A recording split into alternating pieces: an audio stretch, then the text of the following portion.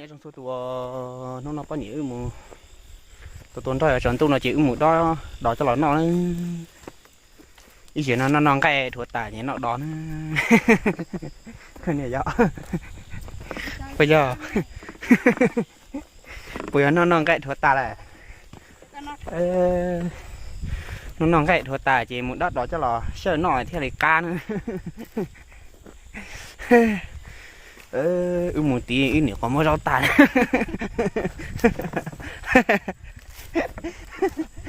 bây giờ này một khỏi đê rau tí lò nè chị giống như này bỏ của tụi YouTube nó theo nào là họ tắt sân cá thế này ở này sòn nhẹ nhá bị tao xem mà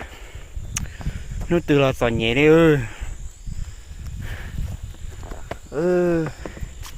đó chỉ một chỗ kia lúc số tông nó sẽ chỗ bao nhiêu này chúng ta nữa nó bao nhiêu kia thế mà nó bao nhiêu kia thế mà xóa chứ làm đó số tông nỉnh chứ nè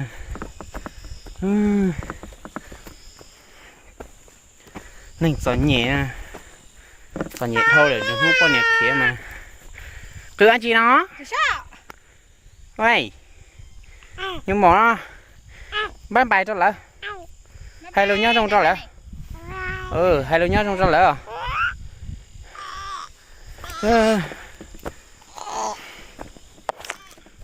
để biết thay chơi nó mà không có cỡ nữa này sao tao trong họ bé tí biển gì à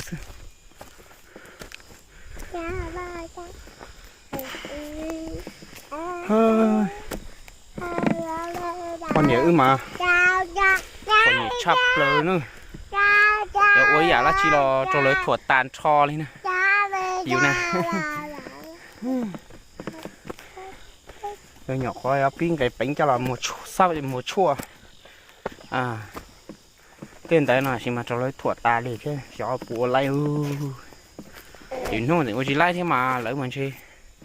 thổi yêu to thế ơi vô nó mới gặp không có cỡ nó cho các tao chỉ tí mua cái gì cho tay sao bạn nó muốn đâu là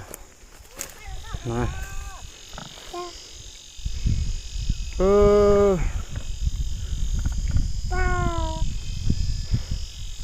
bạn không có cỡ nó bao nhiêu ta tóm một đêm à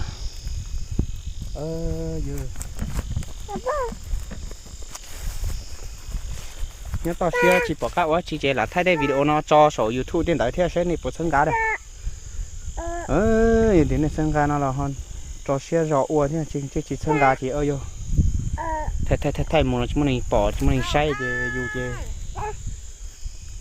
bỏ các ua chi thế kìa còn đây cú giấy tụi mình ua nhiều YouTube shop play cho nên cú giấy tụi này ua nhót giòn nhẹ thế để tê gió nó chỉ mua mạng thế này rồi chỉ YouTube mà giòn nhẹ shop play như nào nếu muốn cho ít kho video nhóc có từ lò muốn chén tiền khó mua mạng đang tàu lò nhóc suy tầm mò tọt thuật tá nó này tọt xe mạng chỉ mua mạng theo YouTube như chập lớn rồi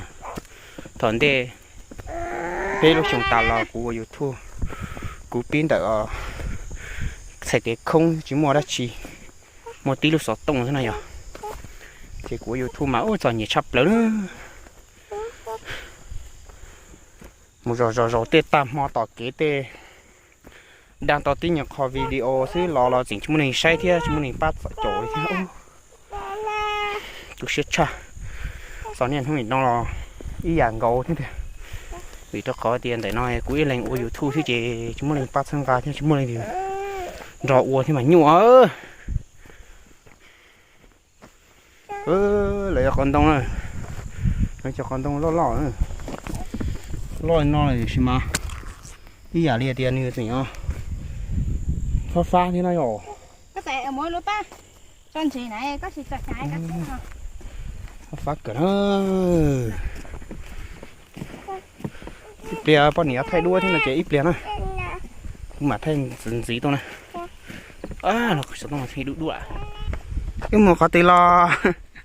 mua rau lò nó bọn nhỉ muốn cho lòng nữa đi vào nó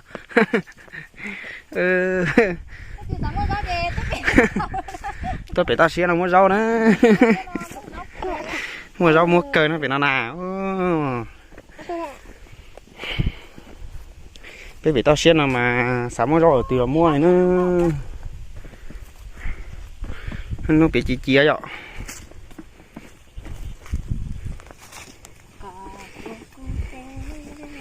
xin ở sư